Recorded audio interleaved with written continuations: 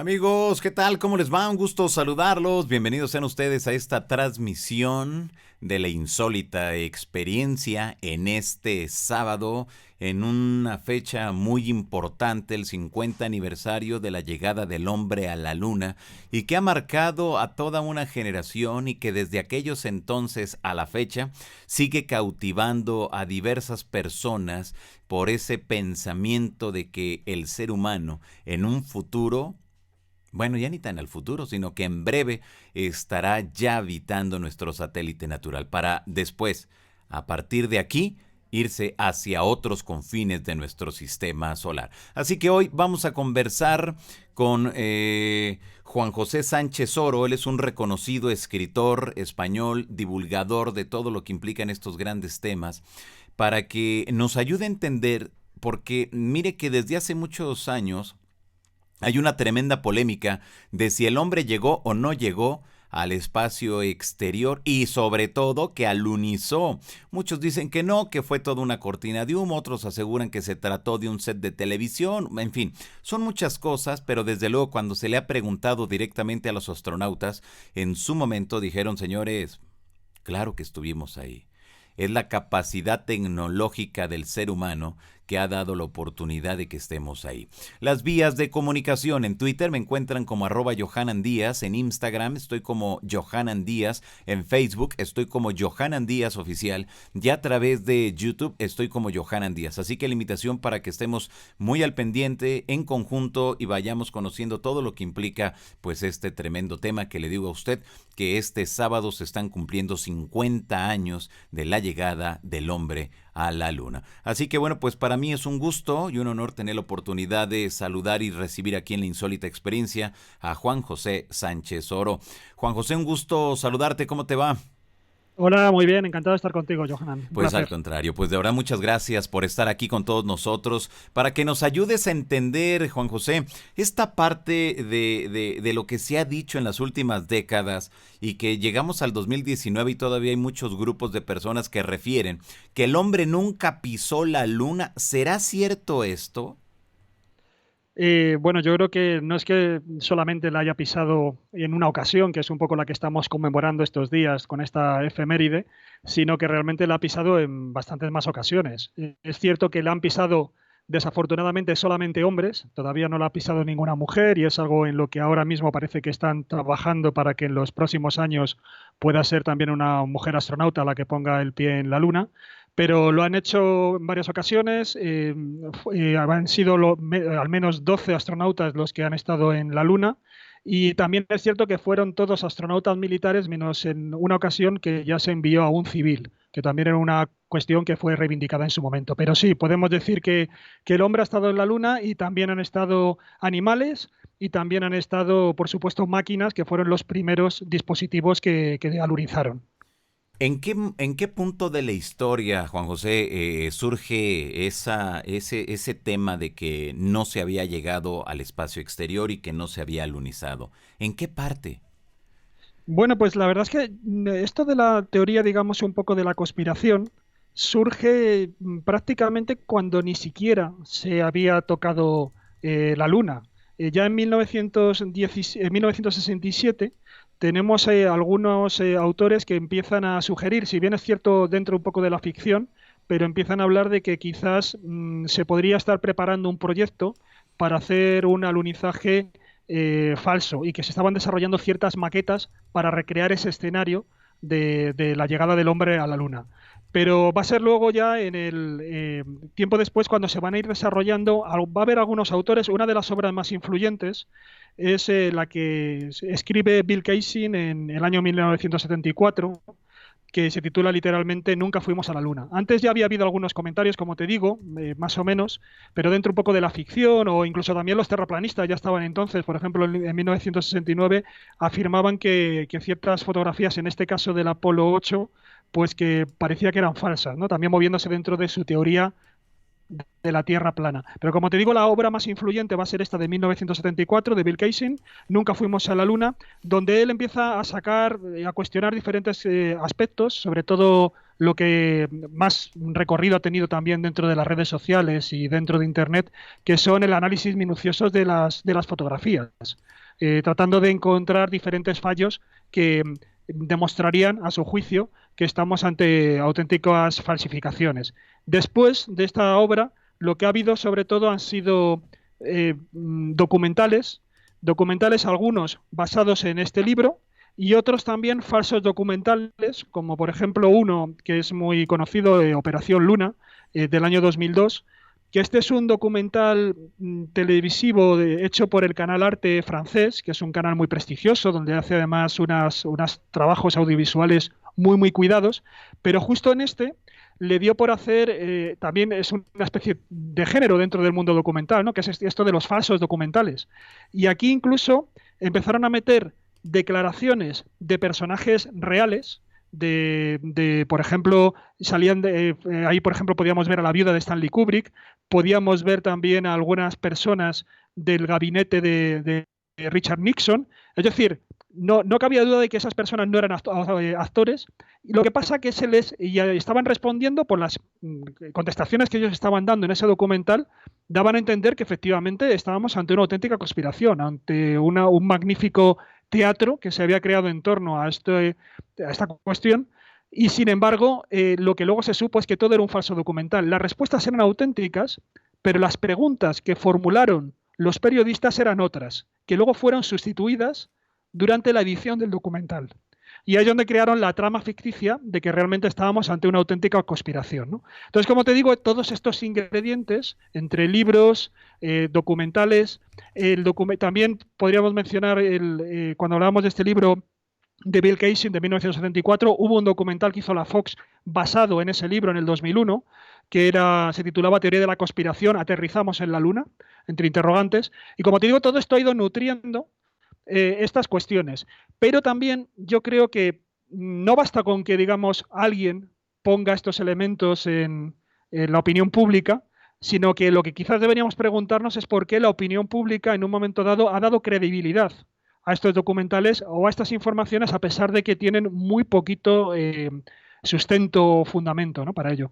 Exacto. Ahora también creo que hay algo muy importante aquí, Juan José, que es el hecho de que el contexto a nivel internacional era la Guerra Fría, donde la Unión Soviética tenía que hacer todo lo necesario para alimentar también este tipo de ideas, ¿no? De que realmente Estados Unidos nunca había llegado a la Luna. También podemos...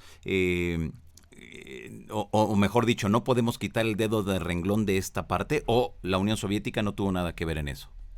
Yo fíjate que creo que en esta ocasión no podemos echarle la culpa a la Unión Soviética de extender, digamos, este bulo. Yo creo que han sido más bien los propios norteamericanos, y ahora si quieres un poco lo desarrollo, los que han creado el caldo de cultivo para que estas creencias sean asimiladas por una parte de la población. Tampoco están generalizadas, pero sí que, bueno, como tú bien dices, es algo, yo lo llamo muchas veces como ideas zombie, ¿no? Parece como ideas que deberían estar muertas, y sin embargo nunca terminamos de sepultarlas porque al cabo del tiempo vuelven a resurgir, ¿no? Incluso por boca de personas muy influyentes, ¿no? Por ejemplo, aquí en España tenemos un portero de fútbol muy conocido que es Iker Casillas, que fue portero de fútbol de la selección, y resulta que él hace unos meses se le ocurrió también poner un tuit donde hacía una encuesta, porque al parecer estaban cenando con unos amigos y hacía una encuesta para tratar de ver quiénes pensaban que realmente habíamos estado en la Luna o no.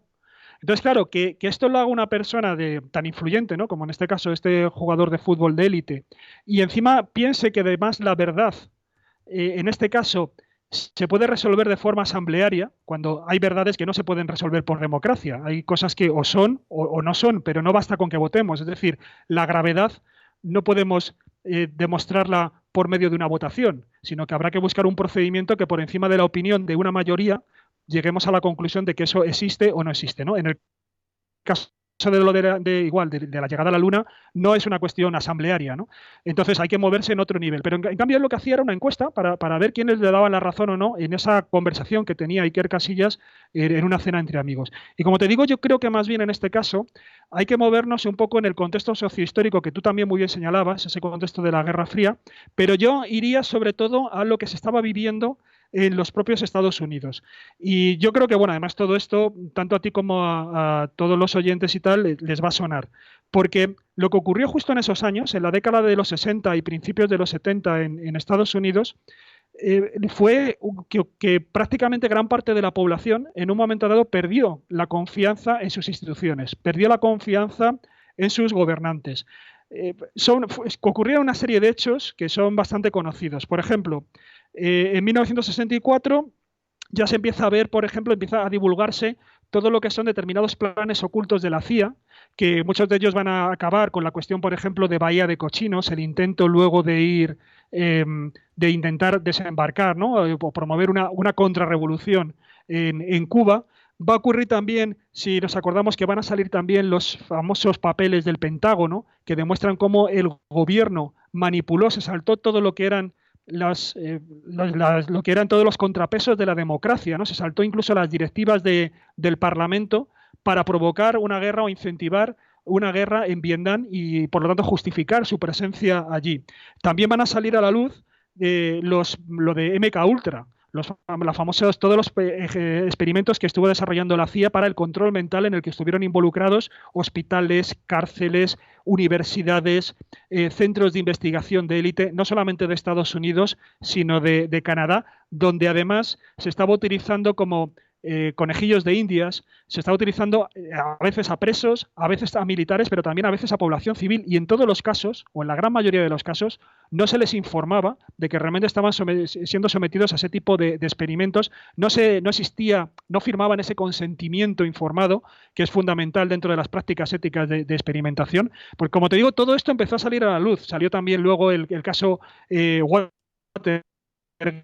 Después nos metemos con por ejemplo, con el famoso caso de Irán Gate. Es decir, durante los 60 y los 70 empiezan a salir tal cantidad de informaciones.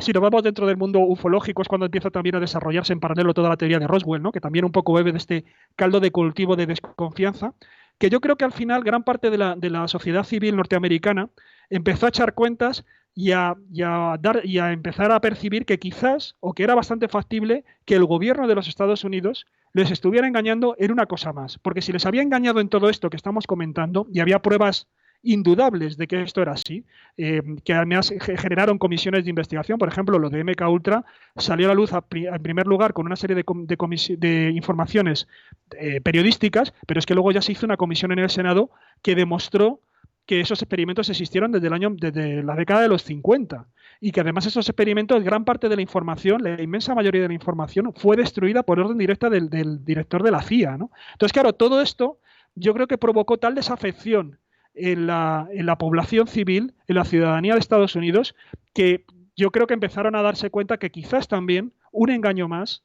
una patraña más, podía haber sido el alunizaje, ¿no?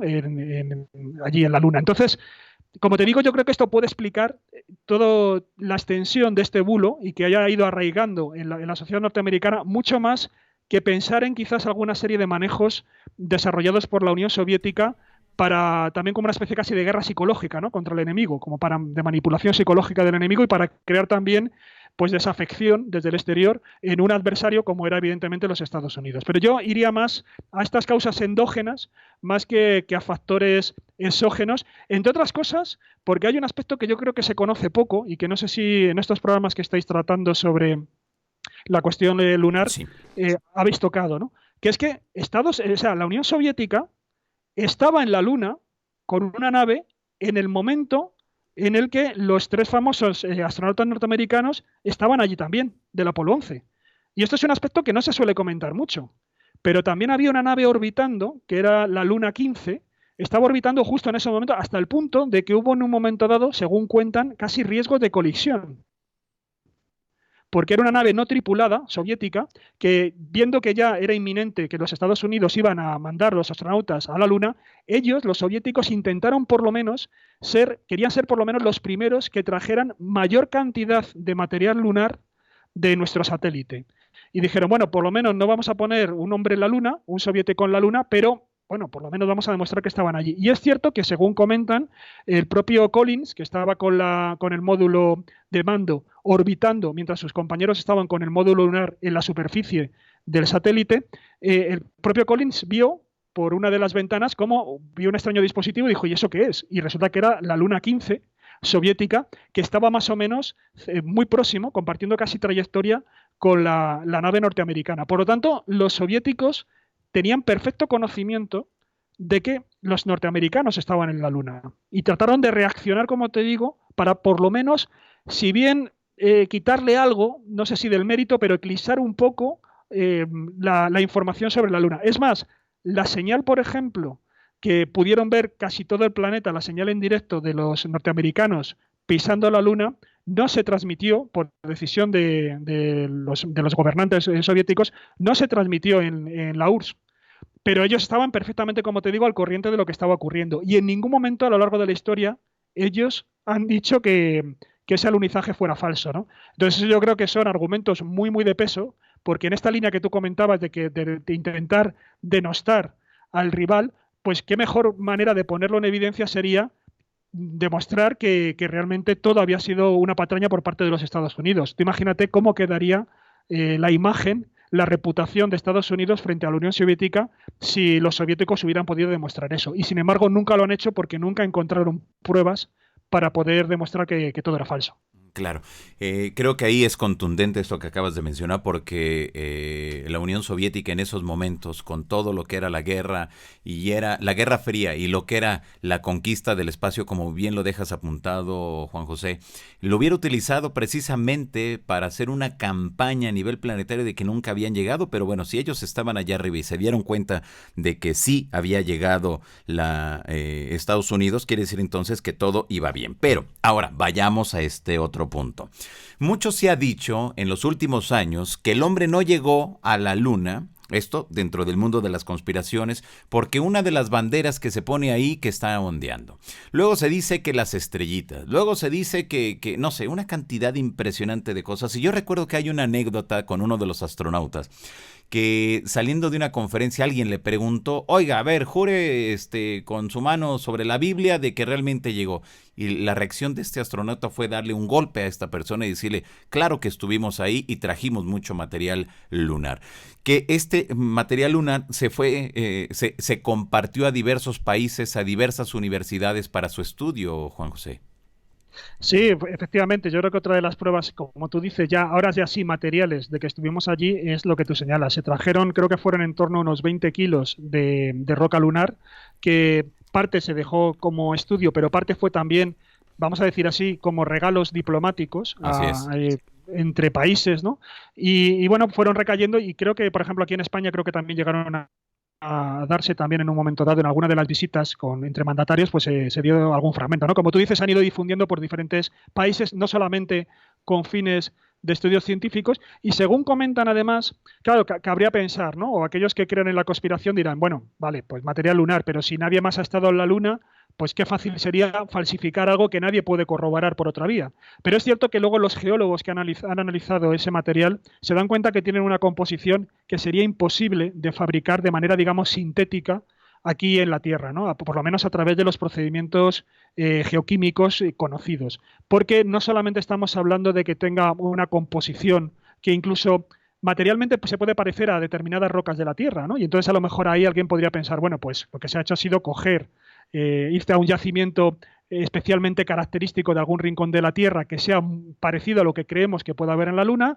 extraemos una pieza, la modificamos un poquito y con eso vamos tirando y ya con eso convencemos de que realmente estuvimos en la Luna. Pero lo cierto es que además presenta otras características que, como te digo, según comentan los expertos, absolutamente desapasionados en este tema, te dicen que es imposible que se pueda falsificar, ¿no? Porque presenta también una cierta meteorización, es decir, la exposición al haber estado en contacto permanentemente durante milenios a la acción de los rayos cósmicos, ¿no? Y también a la acción de impactos de meteoros. Entonces, claro, estas características que tiene esta roca lunar no se pueden recrear en la Tierra con los mecanismos que tenemos porque indicaría imprimirle también a la roca una determinada antigüedad, esa influencia que te digo de esa exposición al cosmos, ¿no? A los rayos cósmicos durante tanto tiempo, eso no se puede hacer en un laboratorio, ¿no? Y sin embargo queda muy bien reflejada dentro de la roca, lo cual no quita que no hace demasiado tiempo salió a la luz una noticia de una de estas supuestas rocas lunares que se había dado, pues yo no recuerdo bien, no tengo ahora el dato aquí a mano, pero me parece que era Bélgica o Holanda o quizás algún país escandinavo,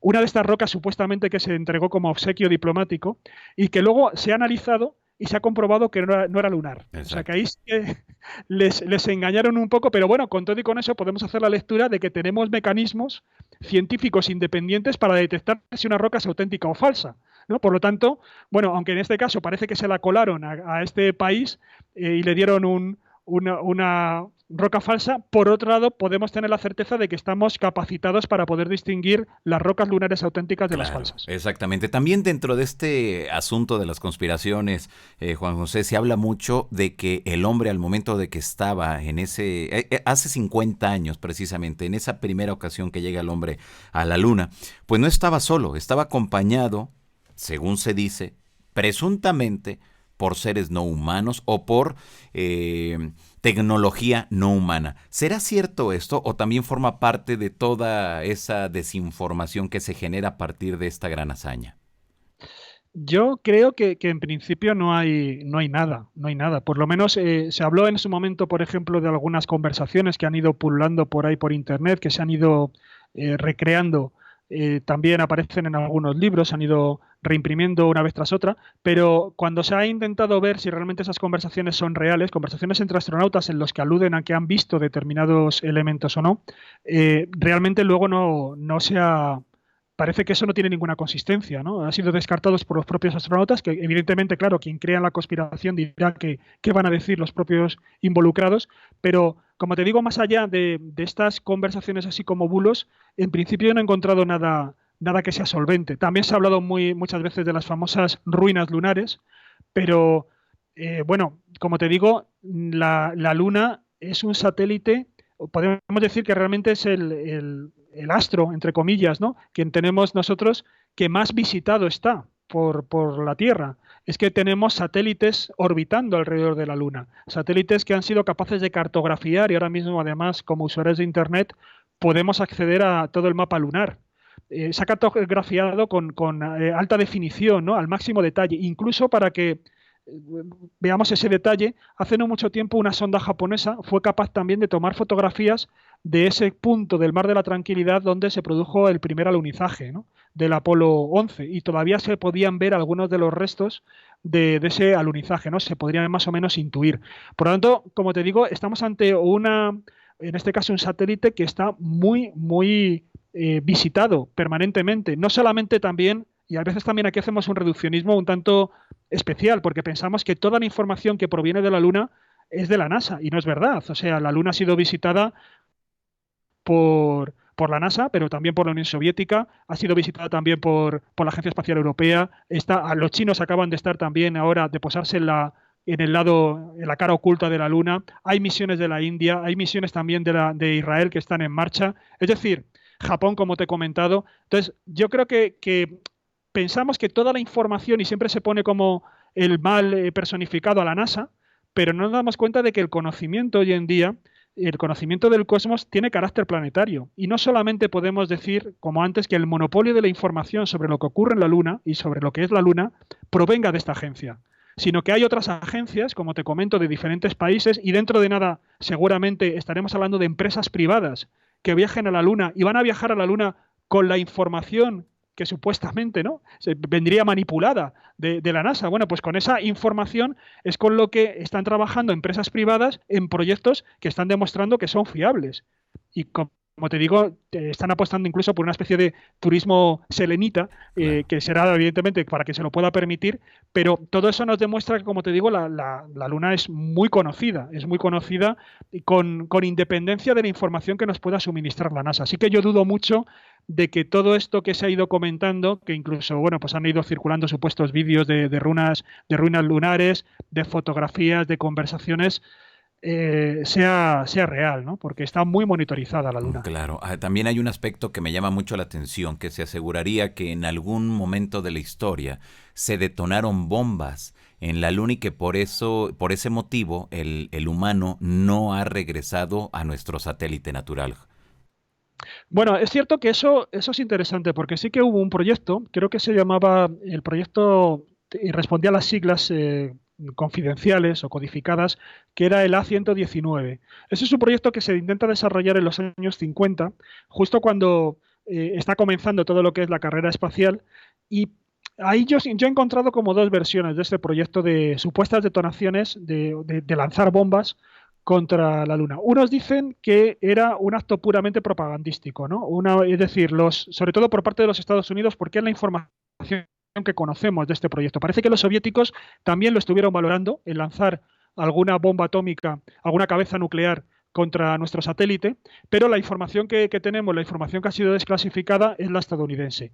Y como te digo, yo veo como dos versiones. Unos dicen que los soviéticos ya habían puesto el Sputnik en circulación, también habían puesto ya a Yuri Gagarin como el primer hombre que había empezado a orbitar en el espacio, y de alguna manera, para reclamar también dar un golpe en la mesa por parte de los Estados Unidos, a algunos se les ocurrió intentar poner en marcha este proyecto para lanzar una bomba atómica contra la Luna, provocar una gran explosión allí que fuera vista perfectamente desde gran parte del planeta y, por lo tanto, demostrar un poco la jerarquía de los Estados Unidos y el poder de los Estados Unidos con este golpe de efecto. Es más, es muy interesante porque dentro de este proyecto, que como te digo fue absolutamente real, aunque luego no se llevó a cabo, pero fue absolutamente real, estuvieron trabajando astrónomos muy conocidos. Uno, por ejemplo, fue Kuiper, que es el que luego ha dado nombre al cinturón de Kuiper, que es uno de los cinturones de asteroides que están dentro de nuestro sistema solar. Pero es que tenía como ayudante, que entonces era un jovencito, creo que además estaba haciendo el doctorado o acababa de terminar el doctorado, nada más y nada menos que a Carl Sagan. Carl Sagan estaba encargado en ese proyecto de tener que calcular cuál iba a ser el tamaño del hongo nuclear. Y si iba a haber hongo nuclear, puesto que hay que tener en cuenta que la Luna no tenía atmósfera, aunque en aquellos momentos no parece ser que no estaba demasiado claro si tenía o no tenía atmósfera, porque todavía no habían llegado las primeras sondas a la Luna y podían pensar que a lo mejor tenía algo de atmósfera, ¿no? Entonces, ya te digo, personalidades de este nivel, como Carl Sagan, aunque todavía era un jovenzuelo, estaban involucradas en este proyecto. Finalmente se desechó. Y como te digo, esa es una de las razones que yo he encontrado, un poco la razón propagandística de este proyecto de hacer explosiones, de detonar cabezas nucleares en la Luna. Otra de las explicaciones es que sería más bien como una manera de simplemente en aquel momento, intentar ver cómo poder hacer llegar una nave a la Luna, y como nos parece ser que se tenían instrumentos de radiocomunicación para completar ese proyecto, esa misión, y saber si efectivamente se había llegado o no, pues pensaban que a lo mejor detonando, haciendo llegar la nave y que explotara sobre la superficie lunar, pues sería la mejor manera de comprobar a simple vista que efectivamente se había llegado, ¿no? Y que al final la trayectoria y que toda la misión se había cumplido. Esto es una de las cosas que además aparecen reproducidas en una revista muy conocida norteamericana que es Popular Mechanics, que se encarga se dedica un poco a todo esto de la historia de la ciencia, de la tecnología, además a veces tocando temas muy de frontera.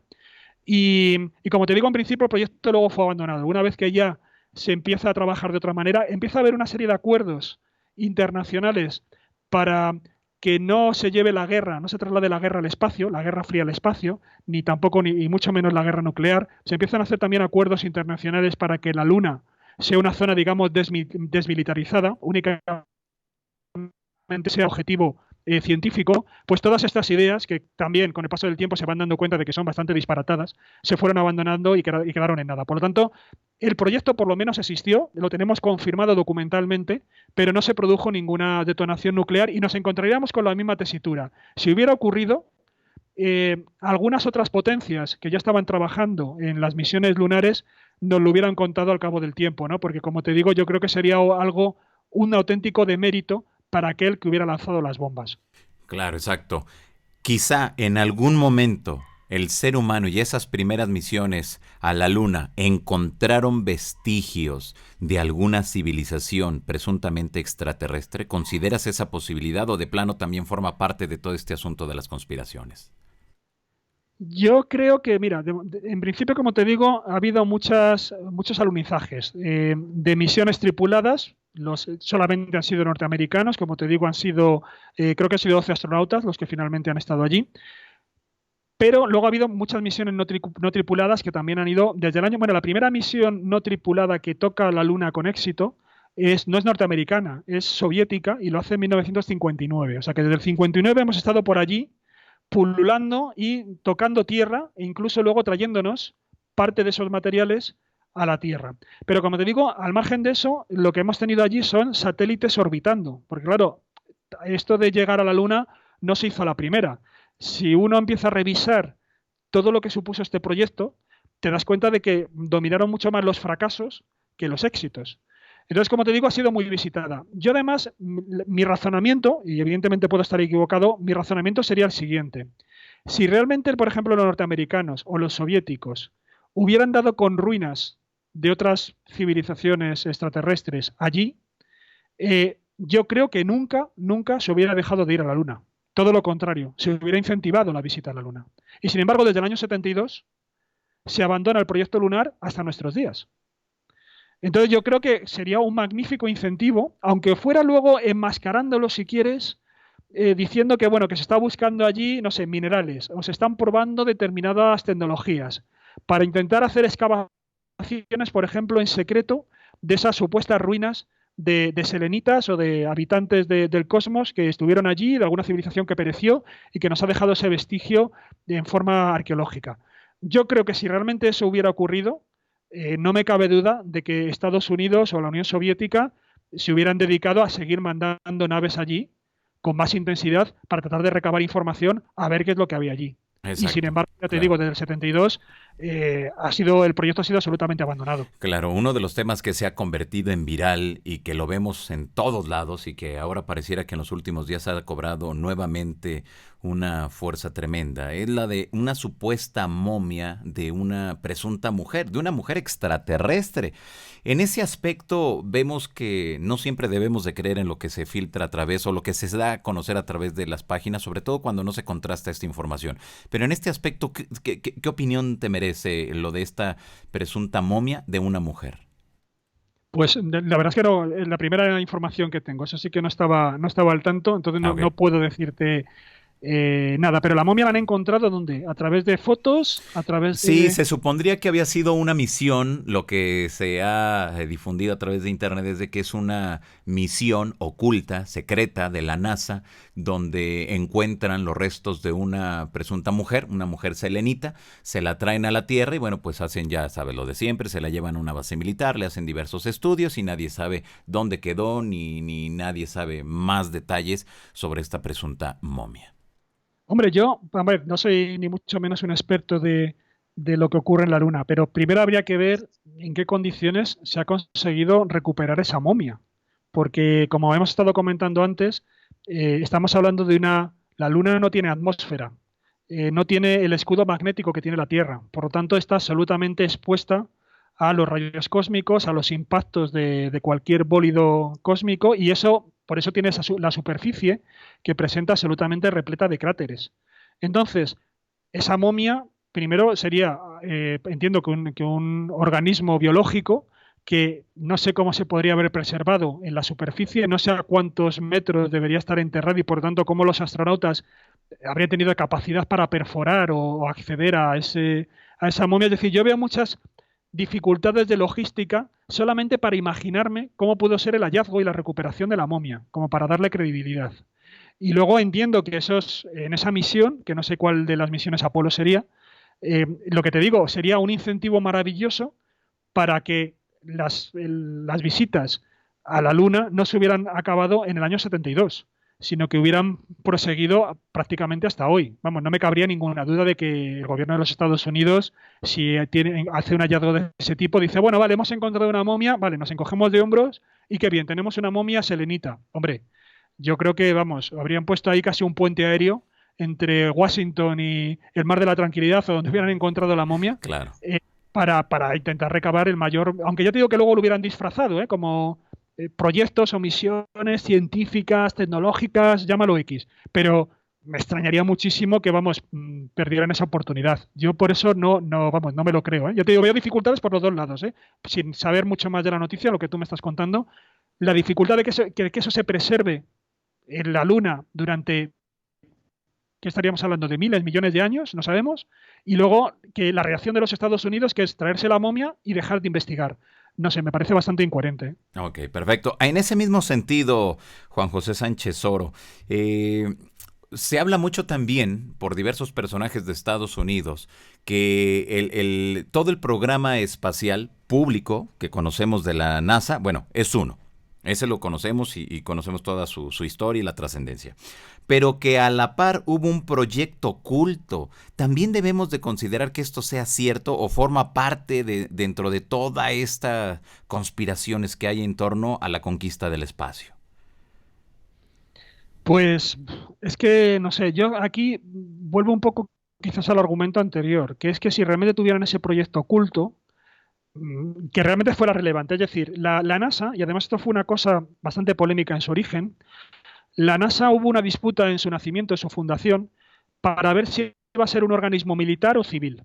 Finalmente se consiguió que fuera civil, lo que no quita que todos sabemos que la NASA ha llevado a cabo misiones de espionaje, misiones de corte militar, eso es evidente.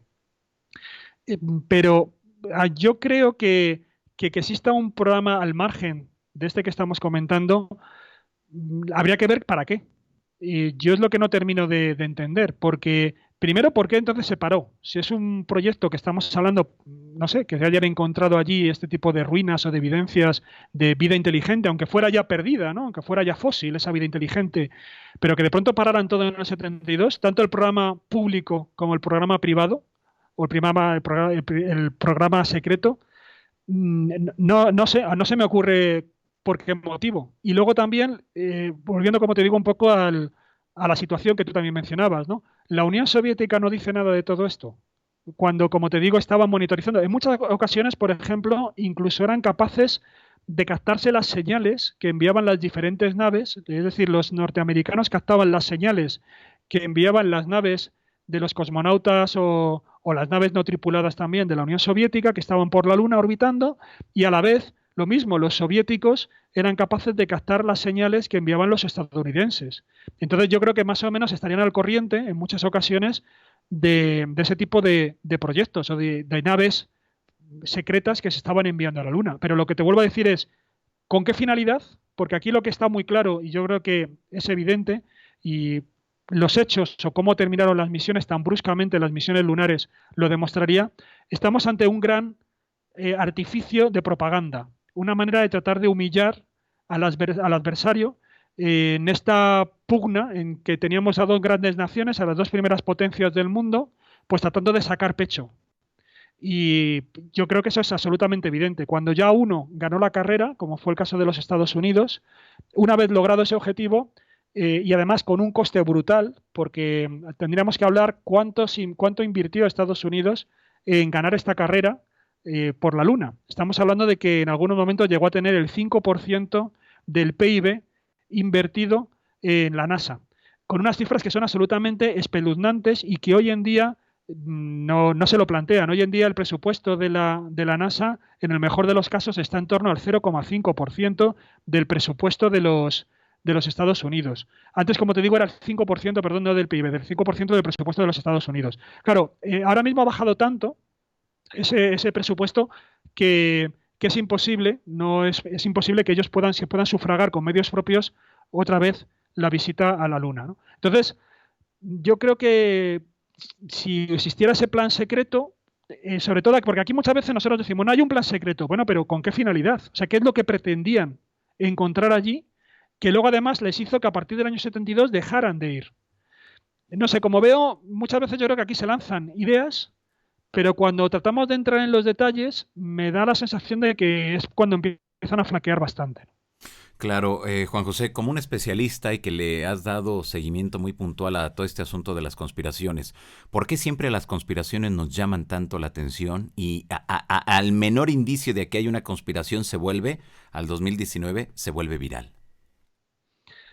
Bueno, pues yo creo que esto de lo de las conspiraciones, la verdad es que, mira, incluso hoy en día hay determinados círculos académicos dentro de las universidades que se encargan de estudiar sobre todo las religiones, que están empezando a considerar la conspiración extrema, porque yo, bueno, tú lo sabes, me dedico a la historia y evidentemente creo en las conspiraciones, es decir, las conspiraciones han sido uno de los motores de la historia, desde que el ser humano existe y sobre todo se han empezado a crear estructuras de poder para gobernarse en sociedad, Ha habido siempre conspiraciones, las hay ahora mismo y las seguirá habiendo. Pero aquí estamos hablando de conspiraciones muy radicales.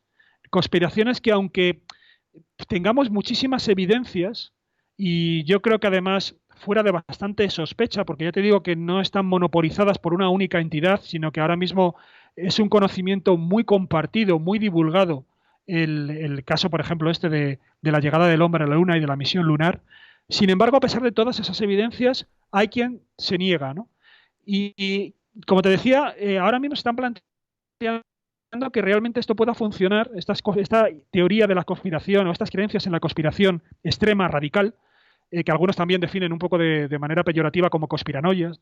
Bueno, pues hay gente que las está empezando a considerar un tipo de creencia religiosa, porque es cierto que empieza a adoptar muchas características de determinadas creencias religiosas, que también muchas de las creencias religiosas y de las religiones más consolidadas, a pesar de que ha habido mucha evidencia en contra de muchos de sus preceptos, sin embargo la gente sigue creyendo en ellas y se sigue estando blindado esas creencias siguen estando blindadas a determinadas evidencias o contraargumentaciones, ¿no? Y es imposible que alguien que tenga una determinada fe muy, muy, muy férrea, pues pueda cambiar de opinión en determinados aspectos. Entonces, yo creo que se dan muchas circunstancias. Yo no me gusta tampoco explicar la creencia en unas conspiraciones con la creencia en otras, porque hay veces que no son fácilmente extrapolables los argumentos que hacen que una persona crea una conspiración y en otra, ¿no? Y entonces, en el caso, por ejemplo, de la conspiración lineal, podríamos argumentar varias cosas. Primero, yo creo que ha ocurrido, y esto es evidente y lo tenemos a lo mejor quizás en nuestros seres queridos más mayores, ha habido una evolución tecnológica y un cambio en la forma de vida, sobre todo de las sociedades occidentales, absolutamente brutal en muy poco tiempo. O sea, ha habido gente que prácticamente, yo te puedo hablar, por ejemplo, de mis abuelos o incluso de mi padre. Mi padre era pastor en un pueblo aquí en España y entonces ha pasado casi, te voy a decir, no exagerando mucho, pero casi como de la edad del hierro, en el tipo de vida que él llevaba en el pueblo, claro, a manejarse con teléfonos móviles, a tener como tú y yo ahora mismo estamos hablando a través de Internet. Es decir, habíamos pegado un acelerón como civilización tan brutal que muchos han tenido casi que recurrir al pensamiento mágico para tratar de asimilar como que eso ha sido real. Y no creen que en tan poco tiempo hayamos podido dar ese salto. Y si lo miramos fríamente, el salto es absolutamente espectacular. Por ejemplo, desde que el hombre por primera vez empieza a volar con un artefacto, que estaríamos hablando de los hermanos Wright, estamos hablando de principios del siglo XX, creo que es en torno al 1919 o por ahí, o no antes, ¿no? 1909 o por ahí. Desde esos primeros aviones, justo en los albores del siglo XX, hasta que ponemos el pie en la Luna, es que pasan 60 años. Es que pasan solo 60 años. O sea, de algo que seguramente a los hermanos Wright, toda la gente que estaba a su alrededor les estaría diciendo que estaban absolutamente locos, que eran unos visionarios, que cómo iban a poder hacer que volara algo que fuera más pesado que el aire, que eso era absolutamente imposible. En 60 años, que no es nada, que hay gente que ha vivido hasta hace poco, ha sido capaz de ver las dos cosas, claro, yo creo que eso descoloca y que eso es muy difícil de asimilar y que al final tratas de negar que realmente ese logro sea posible, ¿no? Entonces yo creo que hay una manera de intentar asimilar todos estos cambios que se nos están descolocando, que continuamente nos están replanteando cuál es nuestro papel como seres humanos en nuestra existencia, que continuamente hay cosas que hace 5 años eran buenas y ahora resulta que nos dicen que son malas y no sabemos por qué, que hemos pasado de una forma de vida, como te digo, absolutamente a lo mejor rural, a una forma doméstica, ¿no? En torno al televisor, cuando antes era en torno casi a la hoguera, ¿no? Al calor del hogar, hablando. Todos estos cambios son tan radicales que yo creo que pueden suscitar que en estas cuestiones tecnológicas muchos piensen que realmente o es mentira o casi es cuestión de magia o de extraterrestres, que son los que nos han dado ese conocimiento para dar ese salto. Y luego, por otro lado, habría esto que te comentaba antes, en el caso concreto de Estados Unidos, que es extensible al resto de gobiernos de las sociedades occidentales, ¿no? En la desconfianza que nos generan nuestros gobernantes, porque además tenemos motivos suficientes para desconfiar de ellos porque nos han dado pruebas a lo largo de la historia de que nos han traicionado, nos han engañado y nos han manipulado, ¿no? Entonces yo creo que todo este cóctel podría explicar por qué este tipo de creencias, en el caso este de la conspiración lunar, todavía siguen vivas. Claro. ¿A quién le conviene, Juan José Sánchez, a quién le conviene que se siga pensando en este tipo de conspiraciones y de que el hombre no llegó a la luna?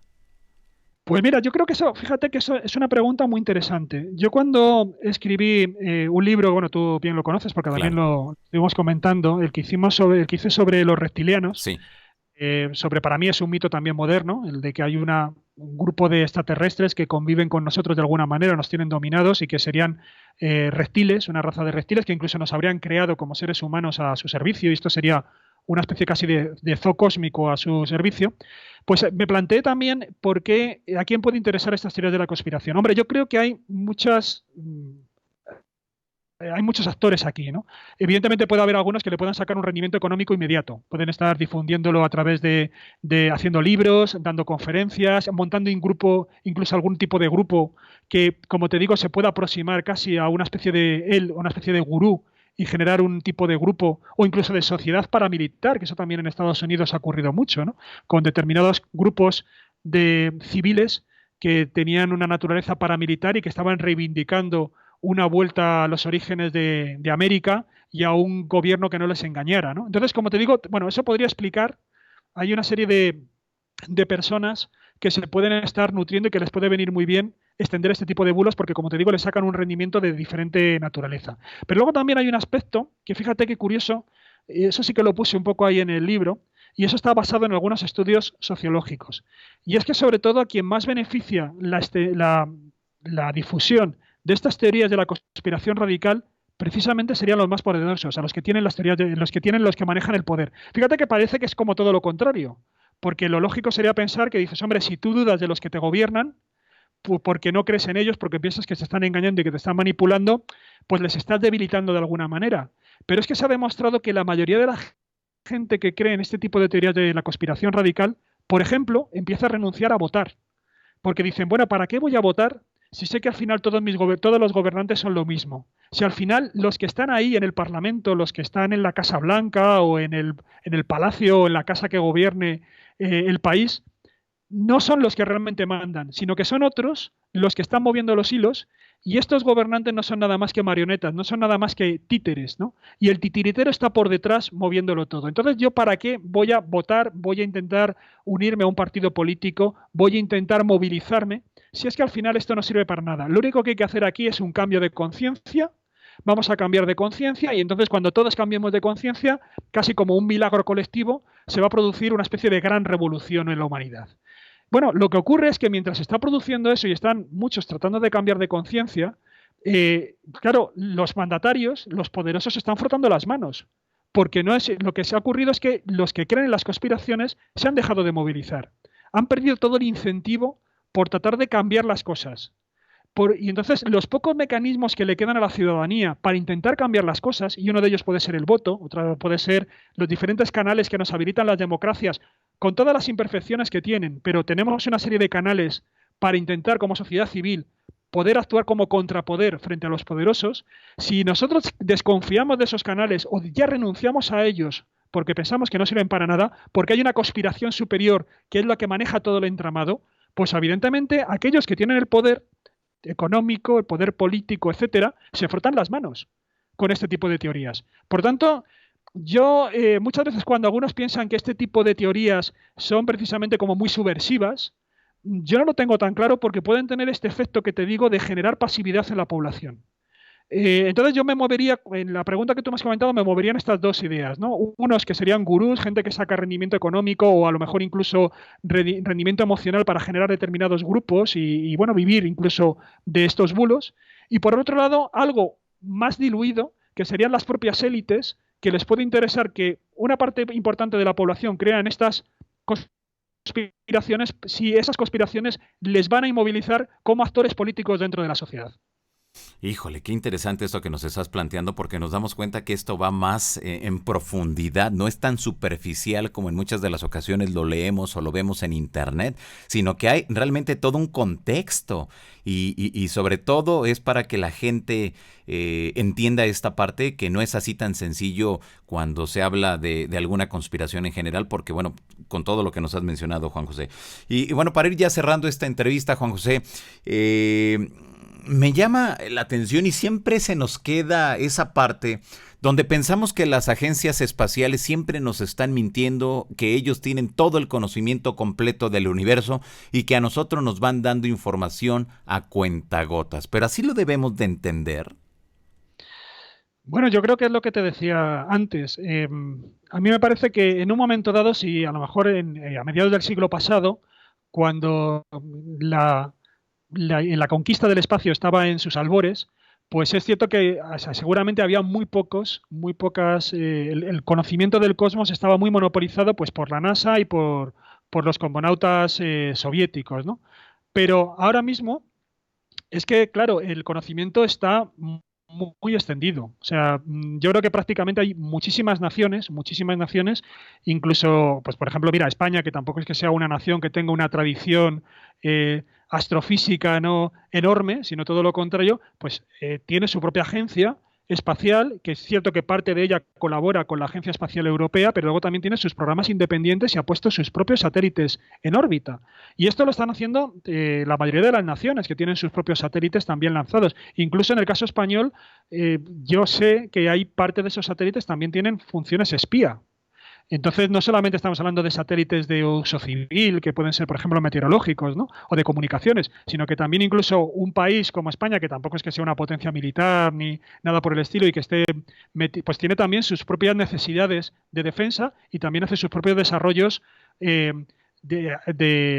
proyección así espacial con fines militares, ¿no? Entonces, yo creo que ahora mismo ese conocimiento del cosmos es un conocimiento muy plural. Y yo creo que es muy complicado que se nos pueda ocultar algo. Durante el comienzo de la carrera espacial sí que lo hubo. Bueno, de hecho, por ejemplo, una de las cuestiones que quizás menos conocidas también es los soviéticos, ¿no? Los soviéticos estuvieron a punto de llegar a la Luna, de ser los primeros. Iban durante toda la carrera espacial, siempre fueron los primeros en todo.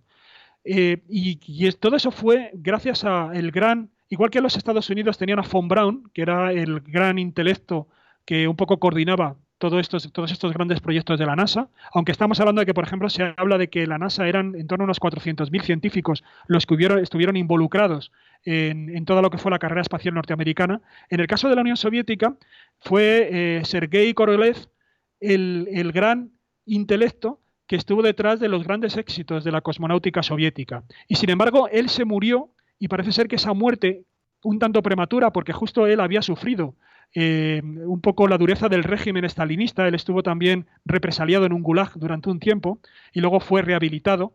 Bueno, pues parece que eso ya le mermó mucho la salud y entonces se murió muy poquito antes de que los soviéticos fueran capaces de articular las últimas misiones para poner un hombre en la Luna. Y hubo entonces en ese momento surgieron una serie de disputas dentro de la cosmonáutica soviética que impidieron que realmente se fructificara un proyecto bueno para poder colocar a un soviético en la Luna. Y esa fue la ventaja que adquirieron los norteamericanos, que acertaron también, por ejemplo, en el diseño de sus cohetes Saturno, para poder colocar al final a los norteamericanos allí en la Luna, ¿no? Pero en ese momento, el nombre este que te digo de Sergei Korolev se mantuvo absolutamente en secreto, nunca se supo hasta que murió quién estaba al frente de la cosmonáutica soviética, incluso cuando la Academia de los Nobel quiso darle el premio Nobel a los soviéticos por el Sputnik, por Yuri Gagarin, ¿no? Por haber colocado también un hombre en órbita, no sabían a quién dárselo. Y la Unión Soviética no desveló quién era, por protección, no desveló a este gran ingeniero, hasta que murió y entonces ya se le rindieron todos los honores. Entonces, en ese momento sí que había mucho secretismo, evidentemente había muchísimo secretismo entre ambas agencias, pero hoy en día es que incluso necesitan compartir porque los proyectos son tan caros, están tan cuestionados también por la población civil, porque la gente dice, hombre, ¿para qué vamos a ir a la Luna con todas las necesidades que tenemos en nuestros países? ¿No? Que es esta manera de gastar. Cosa que también ocurrió, por ejemplo, en los Estados Unidos cuando el proyecto Apolo, ¿no? Estaba en aquel momento, si te recuerdas, pues todo el proyecto, o sea, todos los problemas que tenían con los derechos civiles, estaba la guerra de Vietnam. Entonces, claro, gran parte de la sociedad norteamericana decía, bueno, ¿y para qué estamos gastándonos este dineral en ir a la Luna con todo lo que tenemos que solucionar aquí, ¿no? Pues hoy en día esto mismo está ocurriendo y hace que por necesidad cualquier proyecto que tenga que ver con el cosmos necesariamente no lo pueda compartir no lo pueda llevar solamente un único país, sino que tenga que ser compartido. Entonces, la única manera es intercambiar conocimiento. Así que yo veo muy complicado que hoy en día realmente se guarden Claro. grandísimos secretos, ¿no? entre las agencias. Así es. Y bueno, pues se asegura que ya en unos años nuevamente el ser humano regresará a la Luna y en este caso se está buscando a una mujer que tú lo mencionabas al principio de esta entrevista, Juan José, de que bueno, siempre han sido hombres y ahora se quiere dar ese equilibrio con una mujer. Sí, es cierto que, bueno, como comentábamos, siempre fueron hombres, al principio fueron todos militares, finalmente se consiguió que fuera un civil, creo que era además un químico o algo por el estilo, un profesor universitario, y luego es cierto que hubo un programa muy en el comienzo, un programa que se llamaba además, porque sabes que, bueno, en Estados Unidos hubo como varios programas dentro de lo que fue la carrera espacial, estuvo el programa inicial que fue Mercury, luego fue el Géminis y luego fue el Apolo, ¿no? Bueno, pues en ese primer programa Mercury, sí que hubo, creo que se llamaba Mercury 13 además, fue un programa destinado a conocer si las mujeres podían ser astronautas. Y entonces hubo ahí un estudio para ver si la fisiología, ya sabes que todavía nos manejábamos un poco con estas discriminaciones de género de mediados del siglo pasado, pues se estaba mirando a ver si el organismo de la mujer se podría adaptar al espacio o no. Y entonces sí que hubo una serie de iniciativas en esa línea. Los soviéticos fueron los primeros también de colocar una mujer astronauta. Pero en cambio, los norteamericanos, como te digo, una vez que empezaron a desarrollar todos estos programas, pues al final no llevaron a cabo el colocar a una astronauta mujer en la Luna, ¿no? Y es efectivamente pues eso, una deuda que tenemos ahí pendiente que esperemos que se subsane y a ver si por una vez cumple realmente la previsión de la vuelta a la Luna, porque también esto yo casi es como el fin del mundo, ¿no? Que se va, periódicamente nos lo van anunciando y nunca termina de llegar. A ver si esta vez es cierto que en torno, creo que es hacia el 2025, ¿no? Dijeron algo así. Me parece que, bueno, que lo Sí, cumplen y lo claro. podemos volver a ver. Exacto, y vemos también, como ya lo has dejado apuntado, y con esto ya para finiquitar esta entrevista, que ya son diversas las empresas privadas, las empresas que le están apostando con inversiones millonarias para la conquista nuevamente o la reconquista de la Luna, pero así también para hacer el turismo espacial. Y ahora sí, como se decía, si alguien se casa y se quiere ir a la Luna, literal, van a tener su luna de miel, Juanjo. Pues sí, cierto, cierto. Eso es uno de los grandes proyectos. Yo no sé, fíjate que esto, vamos a ver en qué queda, porque como comentábamos antes, la Luna ha tenido un estatus legal internacional asumido de que realmente solamente se utilice con fines científicos, ¿no? Ha tenido una especie de estatus casi similar al que tiene, por ejemplo, la Antártida.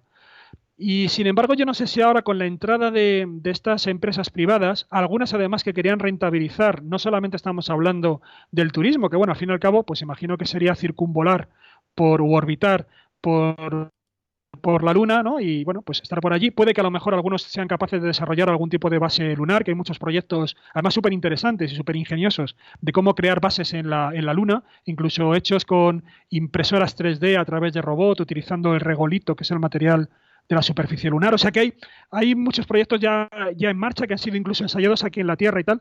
Pero yo lo que me da miedo es que luego se pueda romper este estatus que hay ahora mismo, este consenso internacional, y de pronto nos encontremos con que se empieza a explotar económicamente con otros intereses la Luna. Y eso es lo que me da un poco miedo, ¿no? Con esta iniciativa privada esperemos que se quede en eso, en el turismo, y no entre en otras derivadas que de pronto hagan que a lo mejor también cambien incluso la faz de la Luna y ya no sea la Luna que estamos acostumbrados a ver, sino que de pronto la llenen ahí de andamios, de explotaciones Claro. y bueno, como te digo, yo creo que eso sería bastante perjudicial, porque quizás una de las cosas también más interesantes que ha tenido la Luna es que a pesar de que estábamos en plena Guerra Fría y de que estaban luchando esas dos grandes potencias un poco codo con codo, también hubo muchos gestos para tender lazos entre adversarios. Por ejemplo, entre las banderas que llevaron los astronautas norteamericanos a la Luna, ha quedado que evidentemente clavaron la bandera norteamericana, pero ellos llevaron también allí las banderas varios aliados y también banderas de la Unión Soviética. Y en los momentos más duros de la Guerra Fría hubo colaboración entre misiones espaciales norteamericanas y soviéticas, ¿no? O sea que yo creo que la Luna también ha sido un símbolo de unión incluso ante la adversidad. Y no me gustaría que ahora fuera un lugar un poco de confrontación económica, justo ahora que en principio también estas rivalidades tan exacerbadas pues han pasado a un segundo lado, por lo menos de momento, ¿no? Exactamente. Pues muy bien. Pues Juan José Sánchez Oro, ¿dónde la gente puede seguirte a través de tus redes sociales? ¿Dónde? ¿Dónde le puede dar seguimiento a tu trabajo? Pues bueno, yo creo que fundamentalmente en Facebook. Ahí es donde estoy por mi nombre, Juan José Sánchez Oro Rosa. Y bueno, yo creo que es el perfil que más utilizo. También estoy en Twitter, pero quizás algo menos, un poco ahí por necesidades en alguno de los programas de radio en los que colaboro. Pero vamos, donde más activo estoy, más pendiente estoy, es a través de Facebook, por mi nombre completo, Juan José Sánchez Oro Rosa. Perfecto, pues ahí está. Pues Juan José, muchas gracias por habernos tomado la llamada en esta ocasión. Nuevamente estar aquí con toda la banda de los Johaneros Go.